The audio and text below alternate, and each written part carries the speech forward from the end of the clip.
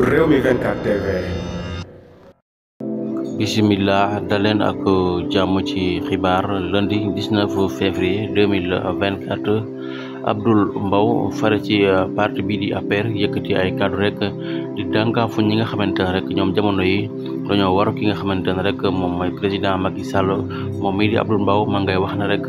ku wor ren ba déwén mu daal di lay jik dañ la ko jiñ du yow waaye ñu bari ñi nga xamante ne rek jamono yi ña ngay ngawti rek di attaqué Macky Sall un an ci ginnaaw ñemewuñ ko woon kon nañu xoolaat seen toogaay ñoom ñi nga xamante ne ñoom ñoo bokk ci parti bi di APR waaye ma ngay xam ne rek président Macky Sall ak li mu liggéey ci réew mi loolee rek war naa tax ñu respecté ko waaye moom Abdoul Mbow daal ma ngay dànkaafu ñi nga xamante ne rek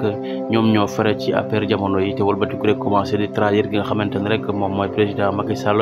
ma nga mer bu fëttu di leen dànkaafu rek di wax ne rek dans un an ci ginnaaw koñ ne woon rek ñeme ngaa wax Macky Sall li doo ko wax waaye fi mu toll nii kay ku wóor ren ba déwén mu jig la rek dañ la koo jiñ du yow